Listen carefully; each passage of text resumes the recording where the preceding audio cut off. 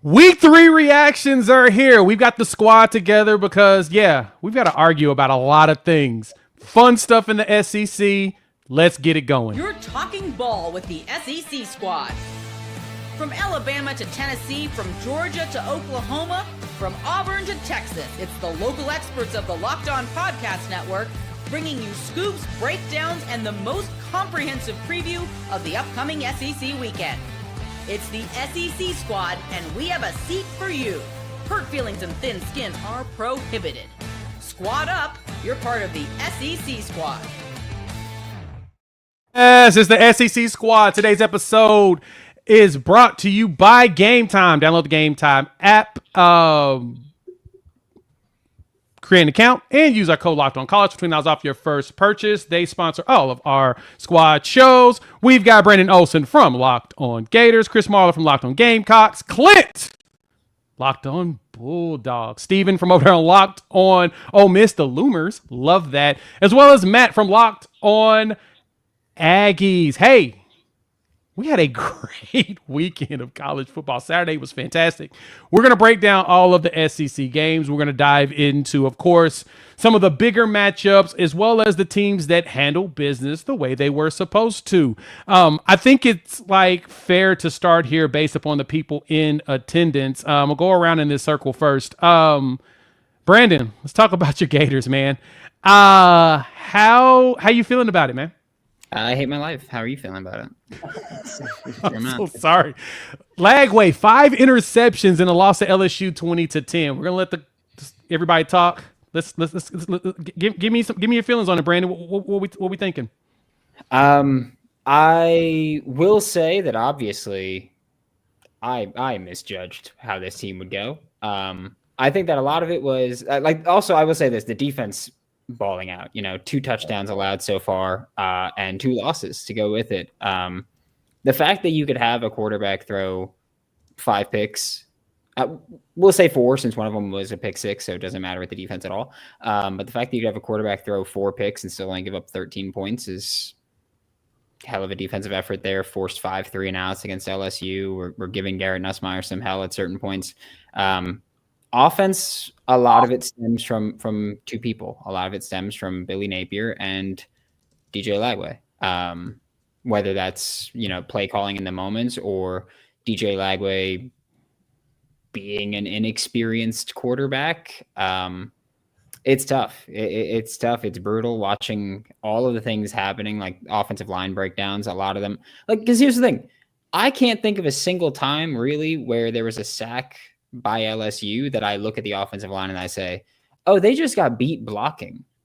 Every one of them I look at and I go, oh, they're just unblocked. Like there's something going on there communication wise. That's not just being out talented. That's being outsmarted. And yeah, I think that, it just sucks. It's just a brutal time there. Just a brutal game. But also, by the way, at least I know, I'm 29 years old. I'll never see a worse quarterback performance probably by a Florida Gators quarterback. So at least I got that to look forward to for the next,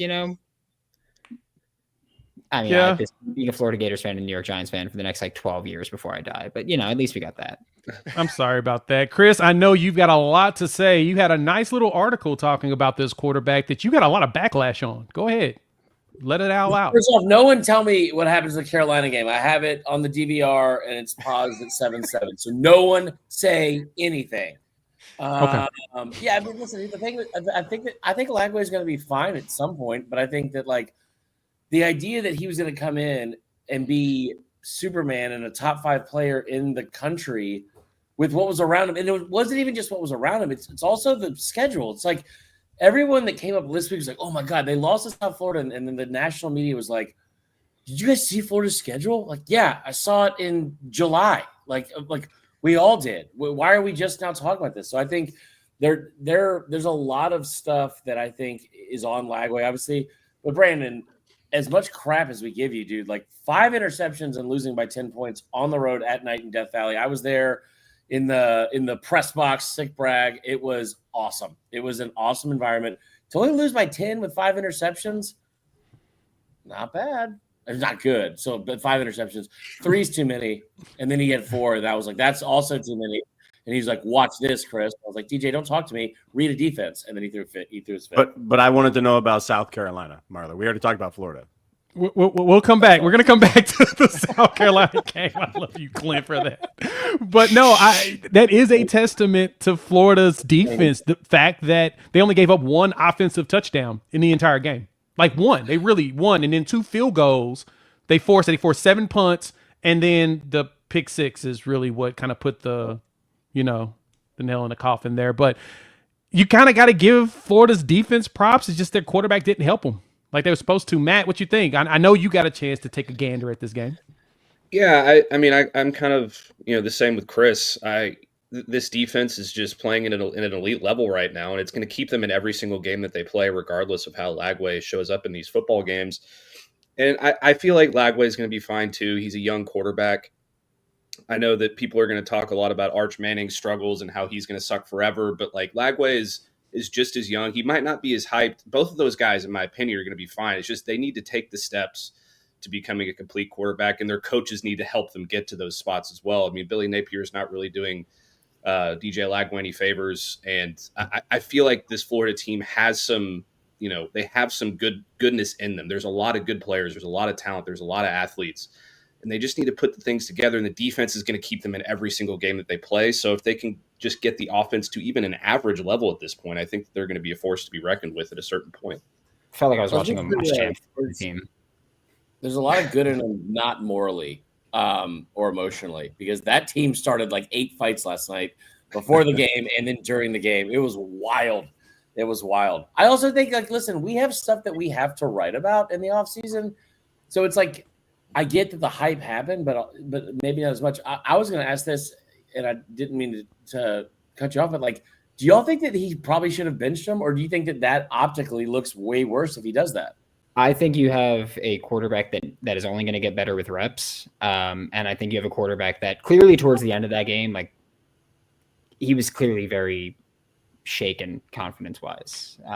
He was shook completely. And I think that benching him doesn't make it better. I don't think you weren't going to get good quarterback play from anybody. Well, that can't be the case. We've seen enough out of DJ Lagway. We have Arch Manning. I'm actually gonna for the first time ever kind of give a little bit of pass. He's literally 3 games into full-time starter. DJ Lagway has had that the whole entire year, and it's ridiculous to me that we've seen this play out. We've seen Anthony Richardson, we've seen Russell, we've seen guys that have all the talent in the world and need reps. And at a certain point, you got to say, reps ain't going to do it. What is he doing all week at practice? He's not being developed. He's not being brought about. He's getting all the reps in practice. He's getting all the reps in the games. We've seen it for a year. If he's not the guy, Florida doesn't have Billy Napier does not have an opportunity to say, well, let's get more reps. He is 2 games away from being fired on the tarmac at Florida. He doesn't have time to bring this young kid along. If he's not it, he's got to make a change. And if he's saying, no, for Lagway's sake, I'm going to give him reps, then he hates his own job and he hates money because he's going to get fired and then have to go somewhere else. He's in a lose-lose situation. He can't keep giving Lagway the reps. He's got to move on to a competent winning. You just said, if this offense gets competent average, they're a dangerous team. I agree. But if that's the case, Lagway's not your guy. You have to bench him, especially after that. You have to move on to something more competent and somebody that's not going to give the ball over. I think we can all agree, though, the same way we talked about, Lagway needing, he didn't get those reps this entire year. He's been the starter, but he didn't get those reps. I mean, Billy said it. This was his 4th week of practice this year. He didn't get the reps. No. Also, Martha, my big issue with your article is that Arch Manning exists. That is also fair. That is also fair. I mean, Steven, what you have there? And we also got Jimmy Stein from Locked On Bama in here. But Steven, I know you was about to say something. Go ahead.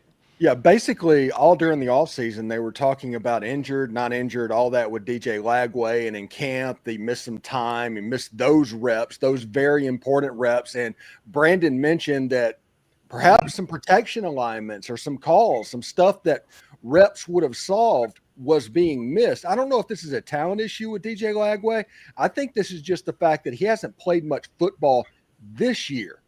And he's going to get better as it goes, but it may be too little too late because, as Clint said, he's 2 games away from being shown the door, and the next game's in Coral Gables. Yeah, and you got you even the funny thing to add to that is that real quick, Matt, I'll let you go, and then Jimmy, you can wrap us up. Is that we got Texas versus Florida in about 3 weeks. That is going to be a very interesting because both appear to have really good defenses, but a lot of questions at quarterback. Matt, go ahead. Awesome. Well, my only thing about benching Lagway is who are you replacing him with? Like, is this offense going to get markedly better or more efficient or more explosive with a different quarterback? With another I don't true think freshman, that's by the way. Yes, if you don't throw 5 interceptions, you win the game. Yes, I understand. It will get I better understand. markedly. You win the game with not 5 interceptions. Yes. I understand that, Clint. But what I'm saying is somebody else going to come in and start throwing for 300 yards and 3 touchdowns? And they don't need to. I understand the 5 interceptions. I don't think that's going to happen again either. I just think that DJ Lagway still gives you your best chance to win football games if you're. But Billy he doesn't. Napier. He's not winning games. Period. You can't say that. And if he doesn't throw the interception, they win the game against LSU in a great matchup. And all of a sudden, we're talking about Florida in a wholly different way. We just got done talking about the defense keeping them every game. Average offense wins you that game. DJ Lagway's not average. He is a roller coaster that makes it liable. Billy Napier, if that's the case, if it's practice, if it's reps, if it's injured, then Billy Napier is an awful coach for not putting his team in a position to win. He needs fired today. Give it to the guy who has better reps. Give it to a guy who is practicing and not turning the ball over, and you win the game. Yeah, honestly, Florida just needs to find their Greg McElroy. They just need a game manager. Their defense is very good. They just need somebody who won't lose the game. Correct. And this Florida team will be better. Jimmy, wrap us up on this topic with Florida. You got anything to add to it, or? I would just say that with their schedule, I'm not sure things are going to get any easier for Billy. That schedule, which was just looming over them this entire season. I think now that we're seeing the schedule in action and how it can affect things and snowball. I mean, Florida's got to bounce back from the 5 interception game at Coral Gables, and with all the SEC games to go after that. It's just really a taller hill than most.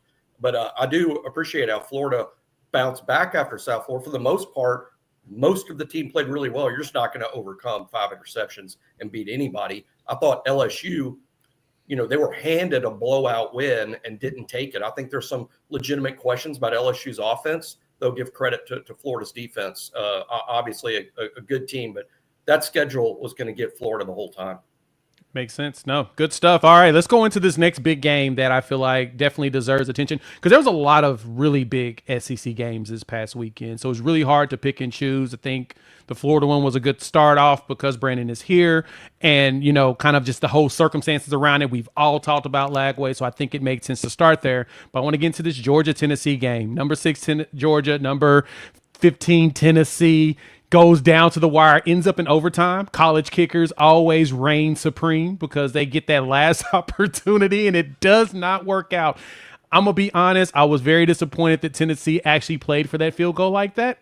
They probably should have pushed the ball a bit more. They were doing it. They looked like they knew what they were pushing it, and they decided to just wait for a college kicker to do it, and then the college kicker had to do it 2 times in a row. Of course, he got the first one in overtime, and that's actually where it was detrimental. Clint, we'll start with you.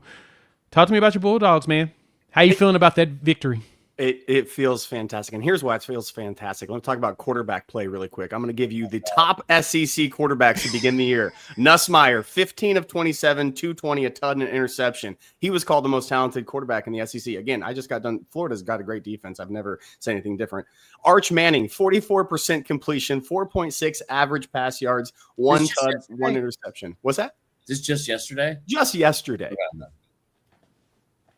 Gunnar Stockton, 74% on 31 attempts, 304 yards, 9.8 yards averaging, 2 tuds and no interception, and the most beautifully thrown ball to London Humphreys on the back corner of the end zone that I've seen all year. Gunnar Stockton, if everybody was talking about Joey Aguilar being in the Heisman conversation, Gunnar Stockton should be above him. That was a performance in Neyland that he absolutely laser balls, he layered balls. It was incredible. I think there needs to be a whole apology music soundtrack to Gunnar Stockton hate that's not out there. He showed out that he's one of the top quarterbacks in the SEC right now. You don't go into Neyland and do that with an offensive line, by the way, you want to talk about Georgia's biggest deficiency? Offensive line is horrid right now. It is Swiss cheese, especially at right tackle. It's a big problem. If you got a left end who gets up and gets around the corner, Georgia's going to have problems against your defense because it is atrocious. Gunner was getting hit all game long, stood in the pocket, delivered lasers and layered. It was incredible. A huge win all the way through. I did not see that final score coming. I thought it was going to be 21-17 rock fight, and it was a shootout, which was kind of fun to see in a lot of regards because Georgia can go ahead and win those games now. It was fun to watch all the way through. But Gunner Stockton and Mike Bobo deserve all the credit in the world. It's also 6 against that defense that had their 2 starting cornerbacks out, including maybe the best defensive back in the country, 2 defensive linemen out. But again, it's awesome that they were able to give up 41 points and win. It's a tremendous job by. You mean the right guard and the right tackle is out for Georgia as well? We can do this all game long, Marler. We can do the blame game all day long instead of just winning games. How about you just do that, Marler? You just win the games. He's my Heisman leader, dude. Listen, everyone owes him an apology. He went into Neyland. He beat a team they beat 8 years in a row prior to this, and they had 4 starters out. They are Gunner Stockton in New York right now. You're compromised. You're emotionally compromised, and it's showing. What am I not? That's my whole thing. That's my whole career. That's a good point. I'll open it up. Who else wants something on this? I'm a big fan of the 4th and 6 shot play. I love it. I love just having the audacity to do it like that. I'm a big fan of just 4th down shot plays in general because defense, of course, playing the sticks always. But 4th and 6, hell of a call, hell of a ball. It really was. It was beautiful. Just wow. Such a great game too, by the way. Yeah, I got to give Tennessee credit. They played well. They did. Yes. They showed up to that game. That wasn't a typical Tennessee Georgia game. They came for blood in that game, and they just lost a football game. They didn't lose to a logo. Yeah. They just lost a football game, and there's nothing to be ashamed of about that. They might have lost to a logo. I mean that was a new way to lose. And I hate that for Tennessee. Kind of. I don't really mean that. If we're being honest, but I mean, it followed a script. It followed a script that has happened over and over again. And Clint, you and I've talked about this 1,000 times. I'm just being honest. They scored first, like they've done for 6 years in a row now against Georgia. And then what usually happens after that is Kirby makes adjustments. They shut them down. But the 21 points in the first quarter was insane because they've only scored 17 at most against Kirby's defense in the last how many years Heupel's been there. It was a great game back and forth. I do, as much crap as I'm giving you, Clint, I do think that Gunner Stockton deserves a lot of credit with how he played. And then also, Mike Bobo. The play calling was fantastic. I thought the play calling was fantastic until the very end. I don't know why Tennessee got so what's the word I'm looking for? I'm not good with words. You guys know this. Conservative? Scared? Right? Yeah. Scared is a better way to put it. Yeah. It's like they were playing to not lose instead of playing to win. But I think someone can give you guys a pretty good recap on that. Eric Kane over there at Locked on Vols real quick. Crazy. Hey, what's up, guys? Eric Kane, host of Locked on Vols. Tough one yesterday. Tennessee falls in overtime 44-41 to the Georgia Bulldogs. That losing streak for Tennessee in this series has reached 9 games. My biggest takeaway leaving the stadium yesterday was simply... And I'll start with giving Georgia credit. Obviously, Georgia made more plays in the end. Georgia won this game, right? But also, Tennessee won this game 3 or 4 different times and gave it away. And that's the most frustrating part if you're a Tennessee fan, right? 4th and 6, make a stop. 2-point conversion, make a stop. End of regulation, make the field goal. And I know that's easier said than done. After a big turnover there on the plus side of the field from Joshua Josephs getting a strip sack fumble, Tennessee runs it 3 different times and settles for a field goal to make it 38-30. Points were most important, but Joey Aguilar was hot. Go down the field, score, and that's a 2-score game at that point in time. It's unfortunate. Again, Georgia made plays. Georgia came in and made more when it mattered. But, man, Tennessee had this game won 3 to 4 different times. And that's the frustrating part, right? National perspective is, oh, man, instant classic. Both these teams in the college football playoff. This was so great. Yeah, that's great. But it's heartbreak for Tennessee because Tennessee feels like it had this game won 2 to 3 different times, but didn't get to the finish line. We'll continue to react to it on Monday's Locked on Vols, but right now it's a tough scene. Tough scene as Tennessee loses to Georgia 44-41 in overtime. All right.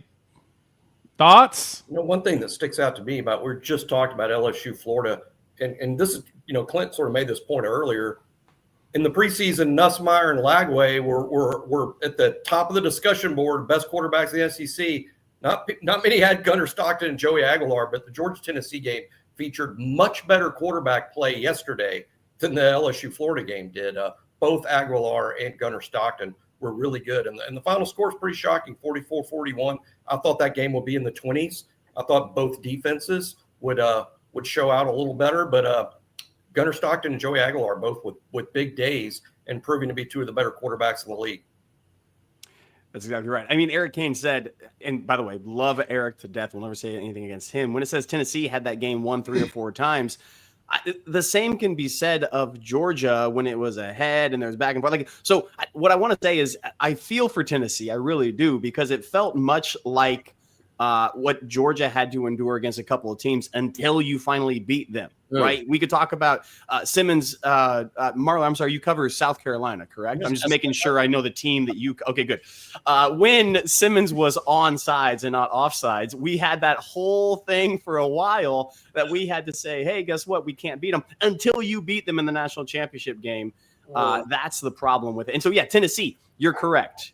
Until you get the monkey off your back, it's going to feel this way until you take one from Georgia. And that's just college football, and it is a mind game. Kirby Smart does have Josh Heupel. You saw it on his face. Josh got very conservative, was playing for the field goal. Steve, I said this last year. Again, the biggest thing I saw from Lane Kiffin was that he changed. He learned. He did things different.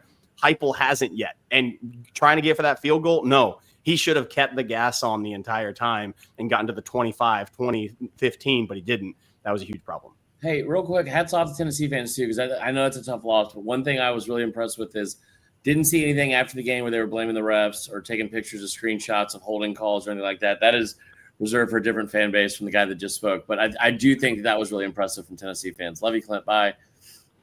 All right, Matt, you wrap us up.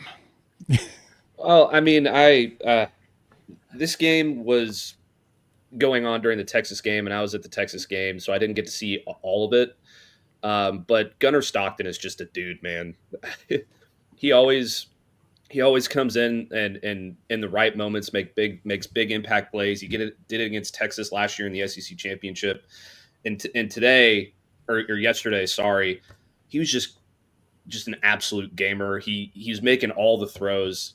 Nobody was talking about him before the season started. I've just been super impressed with him, and Joey Aguilar, to his credit as well, just absolutely shattering the expectations for him as well. So just. Yes. Really awesome quarterback play, which is my favorite thing about football is quarterback play and quarterback battles. So that was my favorite game to watch all day yesterday. Which also I feel like Joey Aguilar's performance is like such an indictment of what Nico Yiamateva did for a while of just stepping in.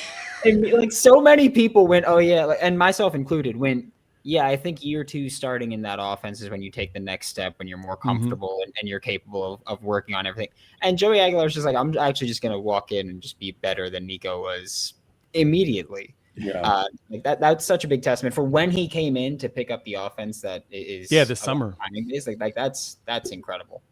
That was the thing I said coming into this is I thought Joey would come in a little bit better. Reminds me kind of the Hendon Hooker situation they had, even though Hendon actually had 2 years in there. Felt like Joey's a little bit more mature going in. Well, we've got some big games to continue with. We got to talk Aggies. We also got to talk Vanderbilt. Let's talk about that next here on our live reaction show with the SEC squad. Before we do that, we need to talk about the game cap.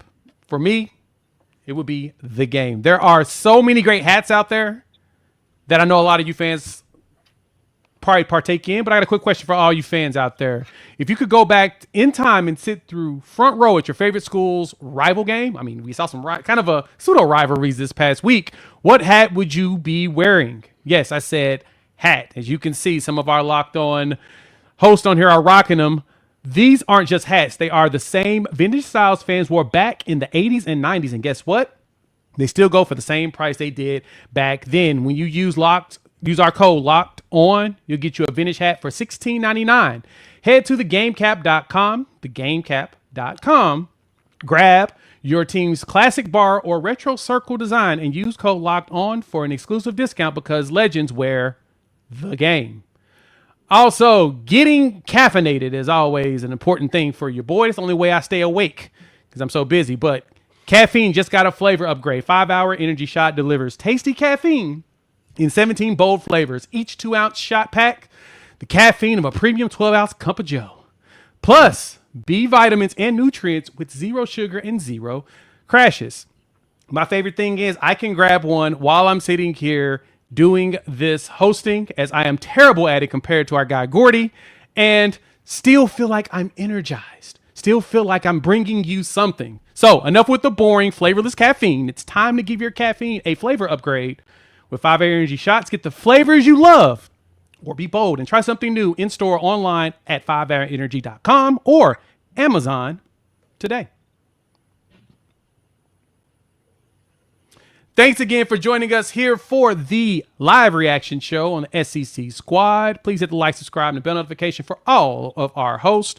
Looks like Brandon had bounced out, and that's okay. Check him out over on Locked On Gators. But we got to talk about a couple of other big ones.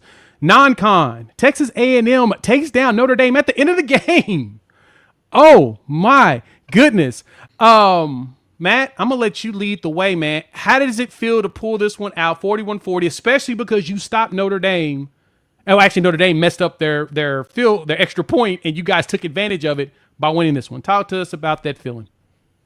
Yeah, I mean, you talk about, Tennessee needing to get that thing off their back with Georgia.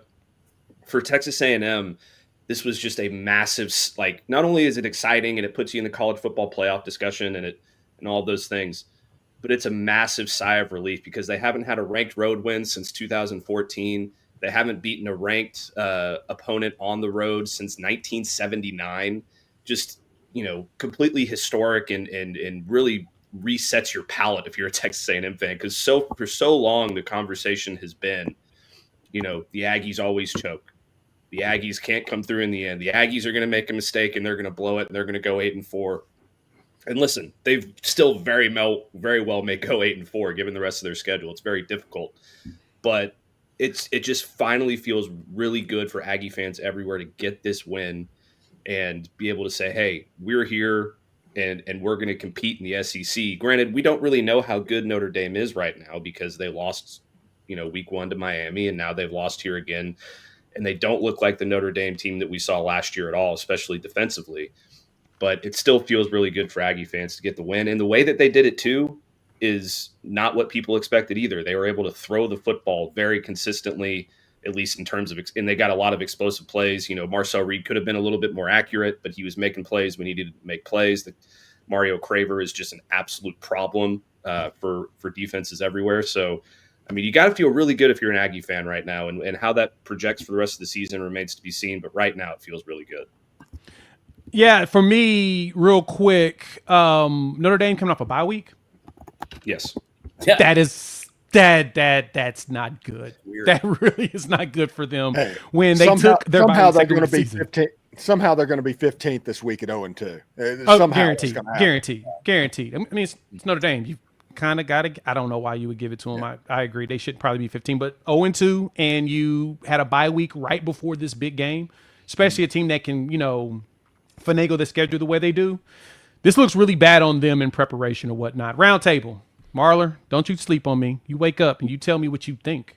Marcel Reed has been awesome. He's been really, really good, and I think it's good to see because all of the doubt that was on that kid as a passer, it seems to have been quelled pretty quickly this year. He's been great, I thought.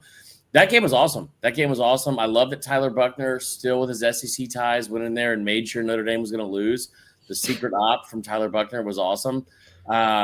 He's as bad of a place kick holder as he was a starting quarterback. I will say that. So it was a wild game. But again, credit to A&M. Like I loved what Matt said about getting like the monkey off your back and going into a place where you haven't had a road win. I think the last road win was Auburn. Was it Auburn 2014? Yeah, Auburn 2014 was their last ranked road win, and their last non-conference ranked road win was 1979 against Penn State. And that's crazy to think that Auburn was ranked in general. So, and I know Zach's not here to defend himself, so that's why I bring it up. But I mean, no, it really was really impressive. And I think A&M, the defense is a little bit of a concern just because of the sheer amount of points they've given up in their first 3 games. But I love what the offense been able to do. Those receivers are legit, man. 100%. Yeah, This was so fun for me. I thought Notre Dame was going to win this at home. Texas A&M was the team that I said was going to be in the playoffs, that everybody kind of looked at me and said, hey, what are you talking about? Well, it's this improved offense. The defense, I need to see more of, because even in the first couple of games, there were some points that they showed out to teams that were far inferior to them. I did not like that. But I think that'll get figured out, honestly. Come playoff time, it's going to be a different story, because you have to have a stout defense in the playoffs. Again, the last 5 championship teams have all been top 5 defense. You have to have that if you're going to make noise in it. But huge win for the program trajectory of A&M. It's no longer just a laughing meme at the offseason of 8-4 incoming. This is an actual team. And I'm really impressed. Starts with coaching, starts with leadership, starts with then talent on the offensive side. They're going to be a problem every game they're in. They're not out of any game, and this showed me they can go on the road and do so. I was very happy with it, and I still think they're going to make the playoffs. You know, if you want to get rid of the Texas 8-4 nickname, all the jokes, you start by winning games like this. This was a big win for Texas A&M on the road.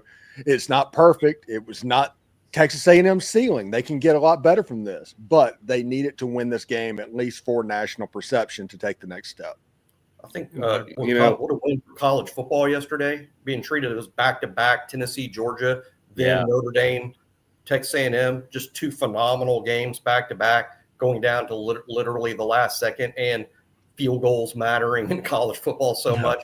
But my question about Texas A&M in the offseason, and by the way, I had them as a playoff team as well, I did question whether they could take advantage of the transfer portal wide receivers, Mario Craver, Casey Concepcion. Would Marcel Reed take that next step in his development and be able to take full advantage of how talented those guys are on the outside? Le'Veon Moss is such a good player. You know, under Mike Elko, they're going to be good on defense. The question was Marcel Reed going to take that next step to take advantage of that talent he's got outside?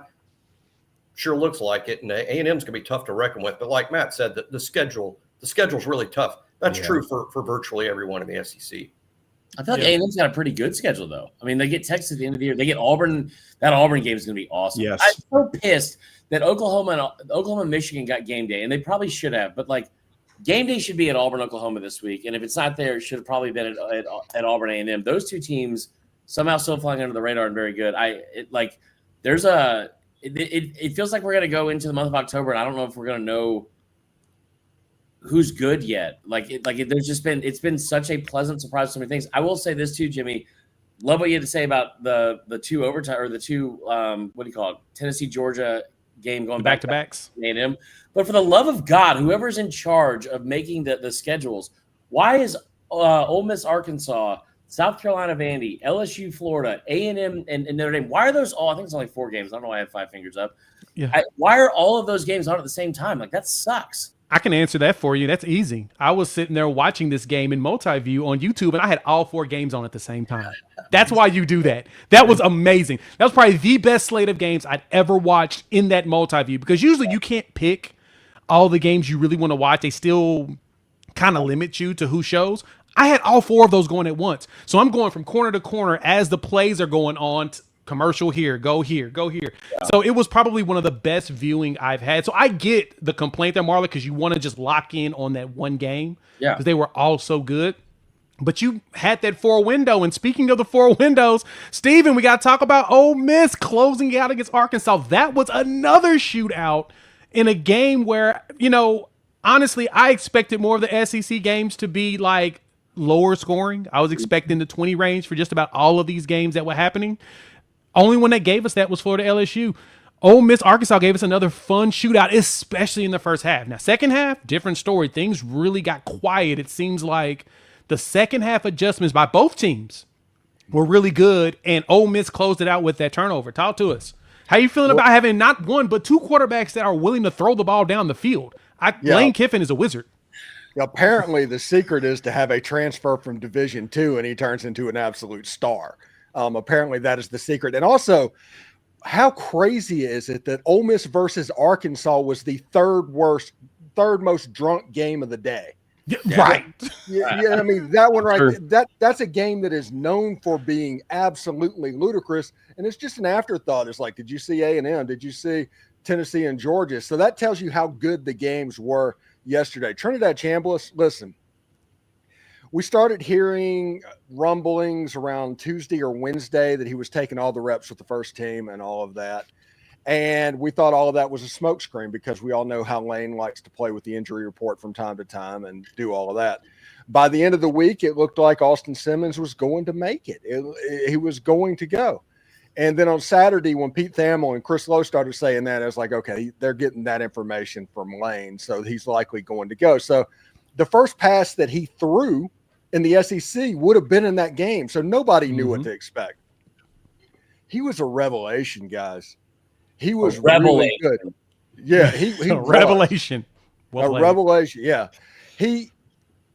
He took care of the football. I know that's everybody's complaint of what's been happening earlier in the year. And the offense just got much more diverse, much more quick. Everything that you love about a Lane Kiffin offense was there with him. I think Austin Simmons is still going to get healthy. I don't think he's going to play against Tulane because he re-aggravated the injury throwing the touchdown pass. But there's a lot of hope that when LSU comes to town and all of that, maybe you're doing a little Chris Leak, Tim Tebow thing where both quarterbacks actually play. I'm really excited. I'm glad that game is over because Ole Miss and Arkansas is never not stupid. Yeah, and fact. and it's one of those things that you just want to get through. And Bobby Petrino and Taylor Green, those guys, they own Pete Golding. That's 3 straight years Petrino has done that to Pete Golding's defense. I'm just glad this game is over. Ole Miss is 2-0 in the conference. They're looking down at the rest of the league, and let's move on to the next game. Yeah, there was a statistic about this. What was it? The last amount of games against these two, it was like 1 score in all of them. Was it like the last? Is it 10 or something like that? It's something crazy to where even Arkansas, when they were bad, they were still keeping it within a score. Yeah, whenever Hugh Freeze was at Ole Miss, whenever Ole Miss was going through the previous best tenure in 50 years, Hugh Freeze couldn't beat Arkansas. That's what it was. Burt had Hugh Freeze's number whenever he was coaching the Hogs, and Arkansas fans like to bring that up. It's 5-5 over the last 10 games. I think the margin of victory is somewhere around 10 points one way or another in those games. It's an absolutely stupid game. And like I said, I'm just glad it's over. Roundtable it. Here's my concern with Ole Miss. And this is, if I was an Ole Miss fan, if I was rooting for him, I would not want to continue to press the ball down the field with such insistency, because that's old Lane. That was old Lane of 2 years ago, that let's go, let's thump it out.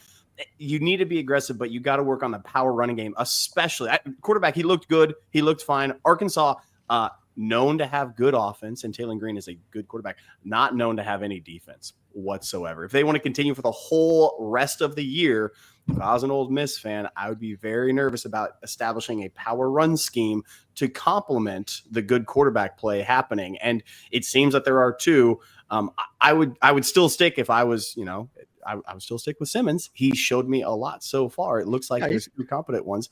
But give me that power running game. It changes the whole trajectory. I saw Kirby Smart do the exact same thing. 13 plays against Tennessee to gas a defense. And Josh Heupel, when you can't run that quick up-tempo scheme, you get in a heartache in a hurry, and it's not good. You have to have in the back pocket. So Ole Miss showed me some things. I'm actually quite impressed with them so far. I thought they were going to have a bigger drop-off than they have, and they haven't had that big of a drop-off, so I'm really impressed.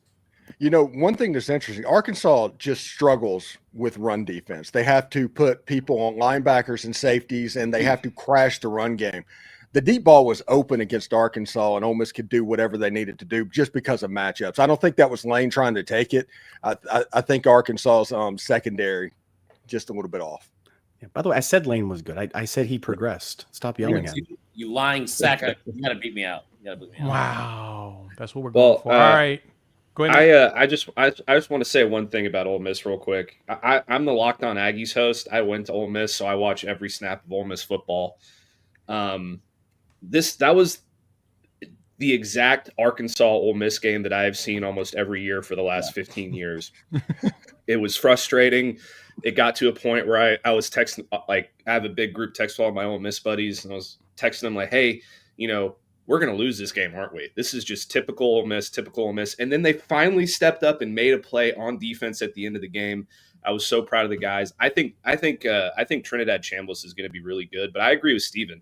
I think it would be really fun if they did kind of a Tebow, Chris Leak thing at quarterback. Trinidad Chambliss can be part of that power running game that Clint was talking about.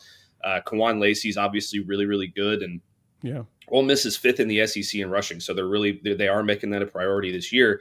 I'm just excited to see where this goes. Austin Simmons does need to get healthy because as much as I like Trinidad Chambliss, I don't know if he does those same things against LSU and those same things against Georgia down the line. But it's certainly a nice way to kick off the week 3 for Ole Miss there. Just excellent game all around. It was really fun to watch. I'm gonna hop on. I gotta hop off here, but last thing, because all the Auburn people in the comments that are here every single week talking crap.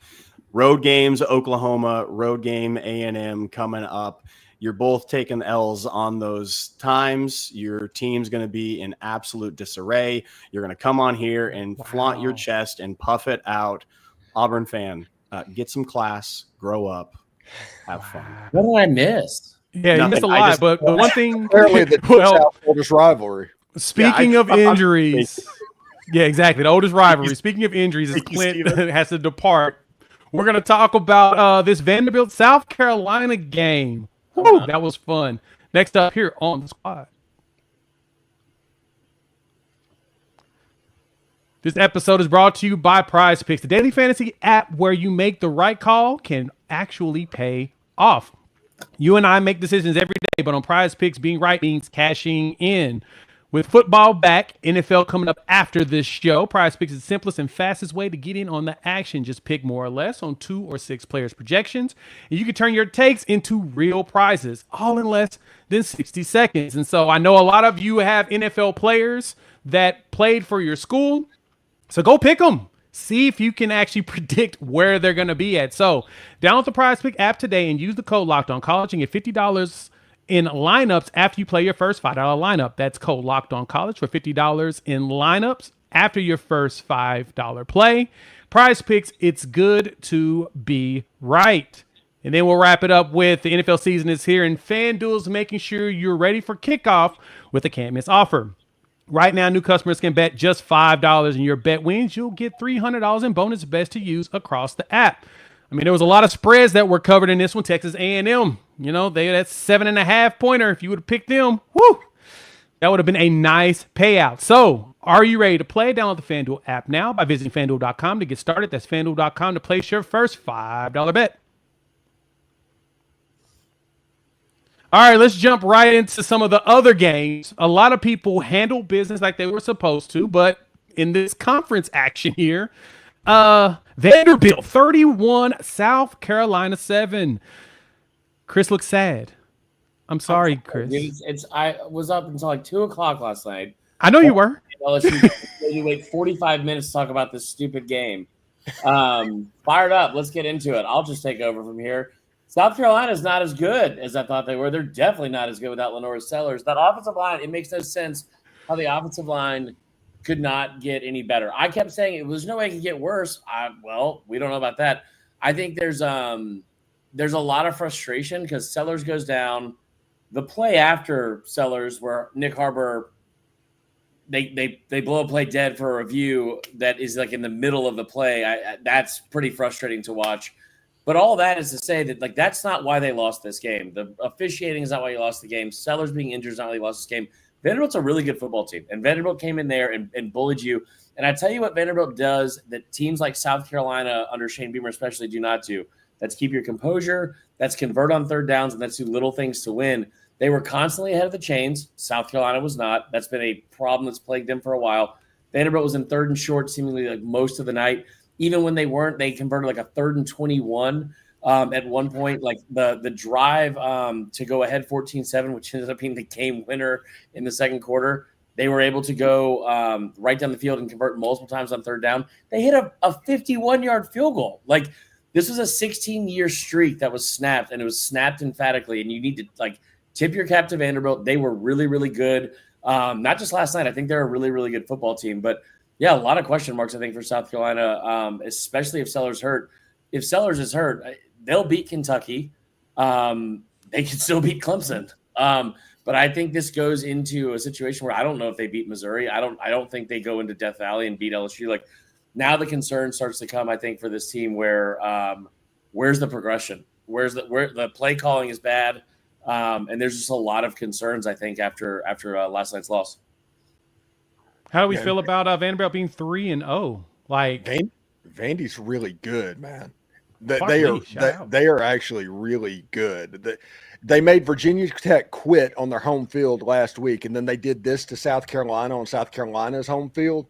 Vandy has Georgia State. They have Utah State before they could be potentially 5-0 going to Tuscaloosa. And Georgia State in a revenge game. Yeah, yeah, and Alabama looks at Vandy as the bug, and they're the sledgehammer or something like that. Whatever Ryan Williams said, but this is a different Vandy. Props to Corey Burton and Locked On Vandy. Go give him a subscribe. He deserves it. He called all of this, and over the last couple of weeks, he's called it all. But yeah, I'm super impressed with Vanderbilt, and I am so glad they're not on Ole Miss's schedule.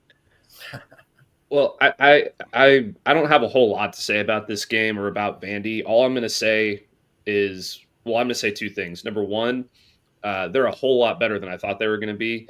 That was extremely impressive what they did yesterday. As far as what they did against Virginia Tech just got absolutely dump trucked by Old Dominion, so I don't know how much stock I can put in that game. And I really have not understood what South Carolina is at all this year so far.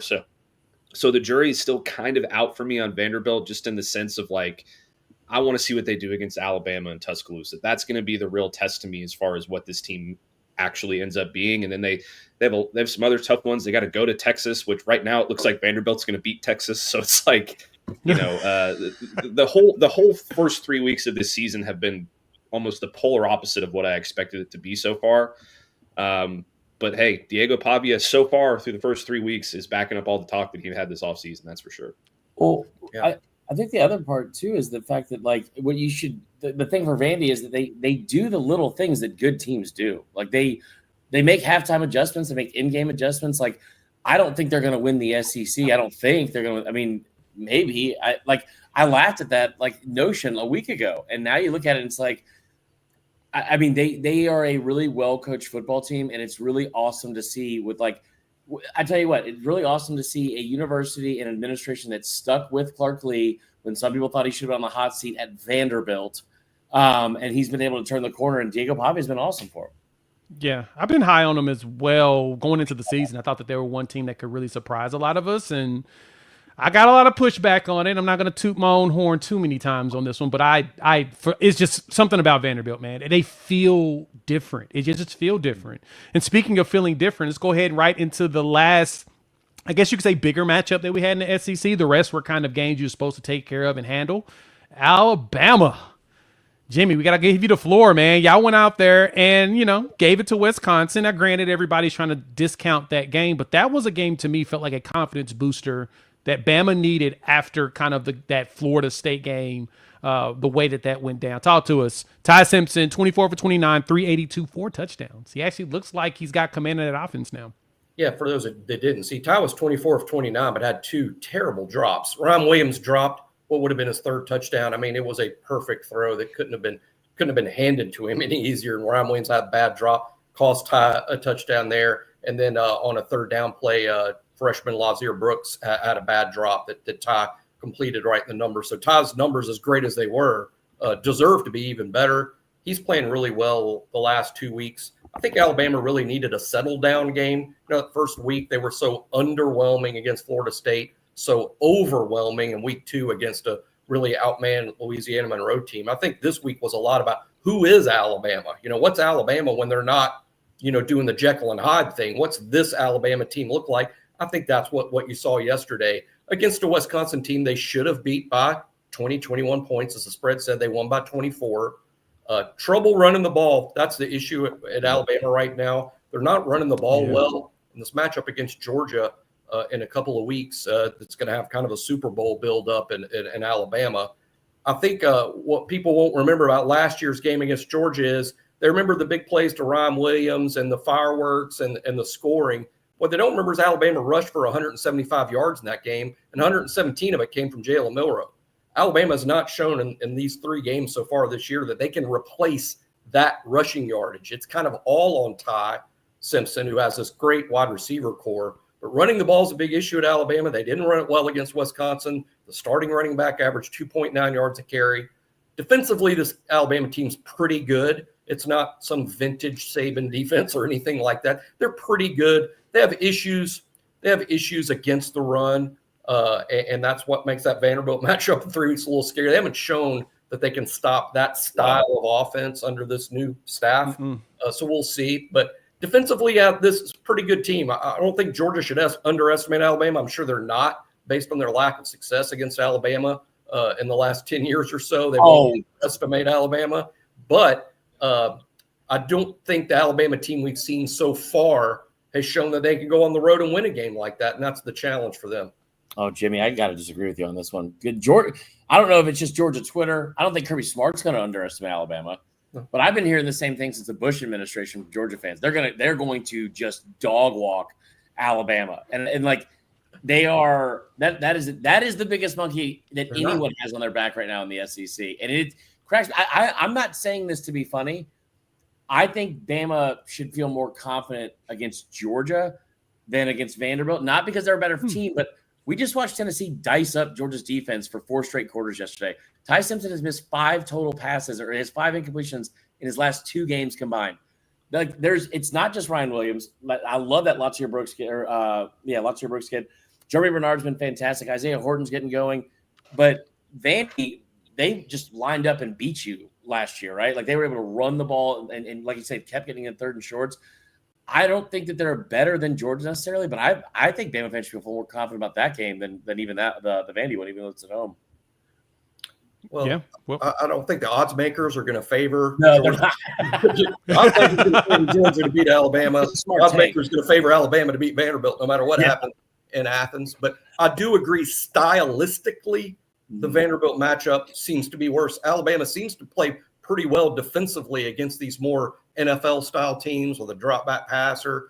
They struggle against the athletic RPO zone read type offenses. So I agree with that completely with Marler. But Georgia's got some dudes. Now, Georgia's not going to lack dudes. They're going to have plenty of motivation, like Marler said. Alabama hasn't just beaten Georgia. They've broken their hearts repeatedly with last-second wins, with wins on huge stages. Now, I think this first time since 2015, I think they've been to Athens. They've been ready for this one, and I'm sure the country will be looking forward to it in 2 weeks. Yep, this is going to be some fun stuff. All right, we got 5 quick games. We're going to go after teams that were supposed to handle business. They handled business. First, Auburn over South Alabama, 31-15. Here's Zach Blackerby. Morning, everybody. Auburn takes down South Alabama. Wasn't pretty, and it was kind of the tale of 2 halves.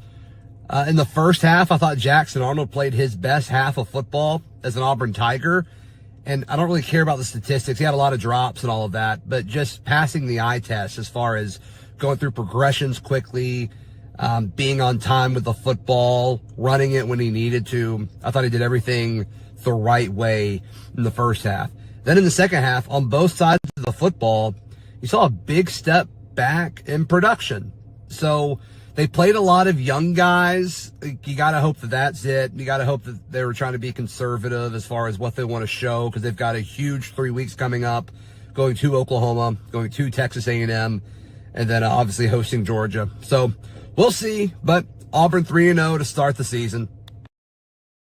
And we'll get with Missouri takes care of business 52-10 against Louisiana. Tigers moved to 3-0, and I would say notably 3-0 against the spread as well. I'm John Miller with Locked On Mizzou, and I bring up that ATS number simply because I think it shows that Missouri is continuing to outpace expectations nationally, even those set by the Vegas lines and projections. So to me, if Missouri, which rushed for more than 400 yards in this ball game, if they start getting that outside zone going, my goodness, what looks like a really good defense, Bo Prabula coming through at quarterback, hop on the bandwagon now, because I think this team, The nation's going to catch up eventually. It's not going to be this week, so hop on the bandwagon while you still can. Then you got Texas beating UTEP 27-10.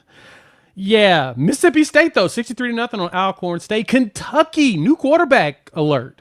Kentucky 48-23 as Calzada did not play in that game. It was Cutter Bowling. Yeah, did not know that name actually existed. Didn't know cutters were coming off the conveyor belt, so I'm kind of shocked on that. And then Oklahoma continued their dominance 42-3 over a Temple team, allowing only 100 yards in that game, and Temple was averaging 510 yards per game before that. So we'll wrap up on these last games where they actually handle business. Roundtable, what y'all got? Anything y'all want to say about any of those games? I mean, Auburn playing a team named USA and beating them 3 days after September 11th just shows you who Auburn is. I mean, Clint was right. So that's clearly a joke. I do want to say, Zach Blackerby, good job not driving while filming this week. Yeah, seriously. He Also, did film. Missouri continues to be the most underrated team in the Southeastern Conference. They're so good. They're good. Oklahoma's good. Yeah, Oklahoma's good too. Yeah, Oklahoma's really good. Looking forward to Oklahoma Auburn next week. The way Oklahoma's playing, Auburn's off to a good start. I think it's the game of the week next week. I don't know where game day is or don't really care, but Oklahoma Auburn. Florida. They're down in Florida, Miami. They're Florida, Miami. So SEC Network will be in Norman for the Auburn Oklahoma game, in which Chris mentioned before would have been great to have game day there for this one because the return of Jackson Arnold to Norman, seeing his old defensive coordinator in person once again, as you know, Brent Venables was terrorizing him in practices all of last 2 years. So that's going to be a very interesting matchup. Now the question is, with the way Jackson Arnold played in that game, will he be able to continue his running first mentality and win against a Oklahoma team that really doesn't let teams run much? It's going to be very intriguing to see what Hugh Freeze puts together for that game, and if Brent Venables can, continue this historic run on his defense. I think the team is allowing 6.3 points per game so far, one of the lowest out there. Right. But Missouri, I got to get, like you said, Stephen, they're one of the most underrated teams in the SEC right now. They gave up 4 passing yards in that game. 4. Louisiana's starting quarterback is injured, but yes. 4? Yeah, no, the starting quarterback was 1 for 8. Daniel Beal was 1 for 8, 5 yards. The backup quarterback, Winfield had 1 for 6 for -1 yard. They gave up 4 yards passing in that game, y'all. Like legitimately. And then Ahmad Hardy decided, and this is why I got to give Miz some props. Ahmad Hardy, 22 carries for 250 yards rushing. Then Marquise Davis followed behind him with 20 carries for 113 yards rushing. So Bo kind of didn't have to do much besides throw for 174 yards. They destroyed them in the worst way. I mean, they gave up 117 yards rushing, but I mean, does that really count when you only throw for 4 yards the whole game? Those Cajuns weren't doing much raging. no rage from the Cajuns whatsoever. If you guys want to have fun, by the way, on the way out of here, if you want to look at some Sunday stats, do yourself a favor and go look and see what defense leads the country in rush defense per game or rush defense in the year. I'll just spoiler alert. It's BYU. They've allowed 7 yards. They've allowed 7 total yards. Yeah, I've been looking at college football stats and saw that, and I'm still in shock that they've only given up 7 yards of rushing. That's tough. Hey, and are we sure Ed Orgeron isn't in Lafayette, Louisiana, just hanging around waiting to see what happens? That's my guess. That's a good question. He'd be a perfect fit for that program. Great fit. We didn't get my God. Props in this on the chat. He's literally a living mascot for the Raging Cajuns. It would be absolutely perfect. It would be just cinema. It would be cinema. Watch the coach from the sideline in the mascot uniform, just no head, terrorizing kids with just like the trauma from it. That'd be awesome. It's like the logo on the helmet should be Ed Orgeron's face. That's what it should be. All right. Any final words? Let's get out of here. NFL's about to start. Should have kickoff. Final words. Are we good? We're going to see if there's a D3 quarterback for next week. I don't know. We will see. I just want to say one other thing. Sorry to interrupt, but the Texas offense is broken. Arch Manning Steve Sarkisian said after the Texas game that it was all mental for Arch right now, and he's not translating what he's doing in practice to what they're doing in games. I think that's a major concern for Texas, and I'm not sure that they're going to be able to go into Gainesville and win that football game anymore. Missouri is a hell of a lot better than I thought they were going to be. Vanderbilt is a hell of a lot better than I thought they were going to be. So this has just been a wild start to the college football season. I'm not going to give Auburn props until they go into to Norman and beat Oklahoma. I just refuse to do it. Until then, I'll reserve the right to say that I don't believe in Hugh Freeze and I don't believe in Jackson Arnold. But we'll see how it goes. 100% agree. Well, it's another big moment for Locked On. College football fans, Locked On and Fire TV present College Football Kickoff, your ultimate college football weekly preview. Drake Toll of Locked On Big 12 leads conversation, longtime two-time AP Coach of the Year, Gary Patterson, former college star Jesse Holley, and Locked On local experts. I might be on there this week. So, a college football preview only Locked On can do. Catch College Football Kickoff every Thursday throughout the season, only on Fire TV. For all of our Locked On experts, thank y'all for joining us for these reactions, and we will see all of y'all next week.